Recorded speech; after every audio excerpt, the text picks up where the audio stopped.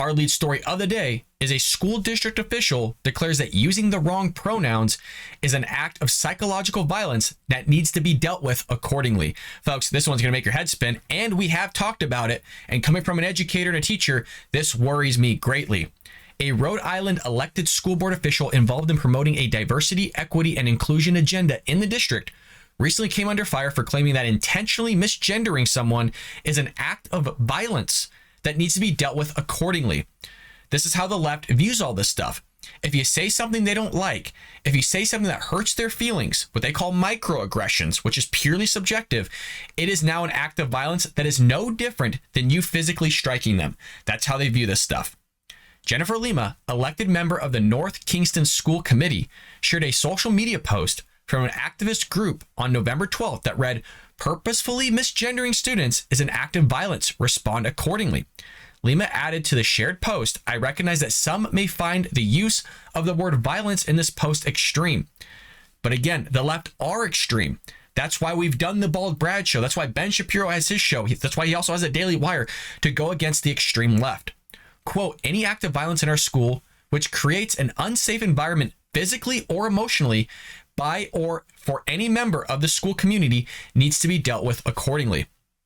This is scary because they're taking speech as an act of violence. And if something that you say is taken the wrong way from somebody else, it is now an act of violence and needs to be dealt with accordingly. What is that accordingly? You need to be censored or removed from the classroom.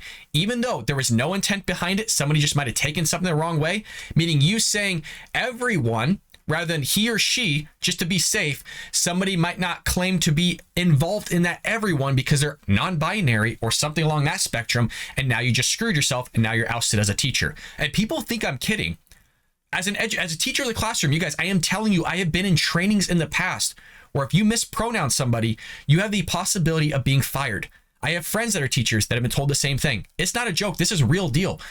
Now you're at the point where you could say anything, and as long as they snuff out that you're conservative Republican, you could be let go. You could be a phenomenal teacher, never do anything wrong, and you could be let go. Lima was constantly slammed online by critics who interpreted her post as advocating a violent response to use incorrect pronouns.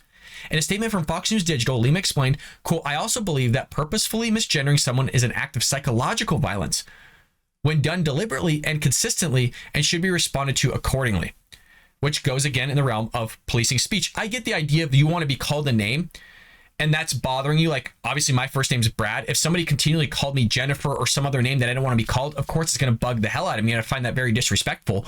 But that's not what we're talking about here. Students will screw with you. I'm not saying every student's going to do this, but I'll give you a scenario. And what I've talked about a lot on the Bald Brad show is that some students will wear hair braids, they'll wear a certain color shirt, a certain color wristband, fingernail polish. I mean, anything that signifies a color. Some students will do this. And what they'll do is they will switch their genders during class. Like they'll go to the bathroom and switch out their bracelet, their hair braids, something that is a signifier to you of what they want to be called. You have 210 students.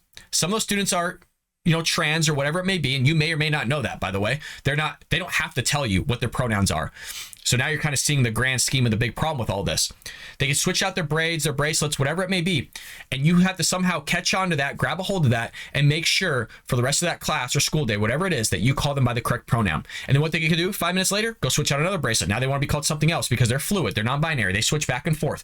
This is the crazy world we live in, you guys. Especially as educators, you're setting us up for failure. Lima clarified that she believes appropriate responses to someone using the wrong pronoun included investigating and disciplining such occurrences in such a way as any other bias-based assault. That is wild, folks. So as an educator, if I accidentally call you something that you don't affirm with, now I've just assaulted you. This is where they're going with all this. Lima noted that she does not believe her post suggests that using incorrect pronouns should be met with violence. Yes, let me just reread that. Lima noted that she does not believe her post suggests that using incorrect pronouns should be met with violence.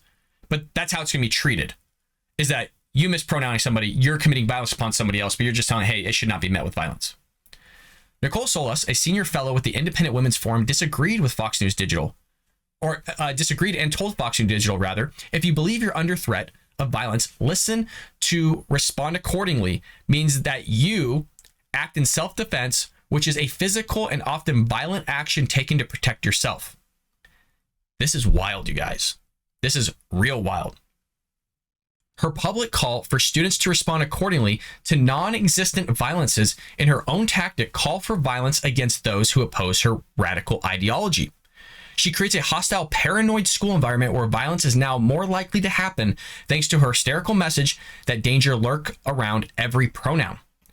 Lima previously faced a failed recall effort in 2021 launched by a Gatsby Project, a Rhode Island-based nonprofit. The group accused Lima of pushing anti-racist policies and a Marxist agenda, which is typical of the progressive left. We see a fascist, communist, socialist, Marxist agenda spread out through all. They claim it's not real. They claim that they're not, even though Black Lives Matter themselves has leaders of the Marxist agenda, per their own words.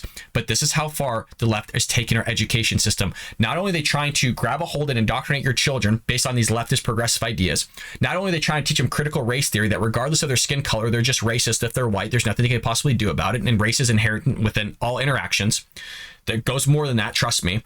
Not only are they teaching your kids that even though they're male, they could be a female. As long as they take hormone and puberty blockers, they're going to be okay. If they want to get their breasts removed or their genitals being just absolutely mutilated, that's gender affirming care. You should be taken care of on that end. It's okay if your parents don't know.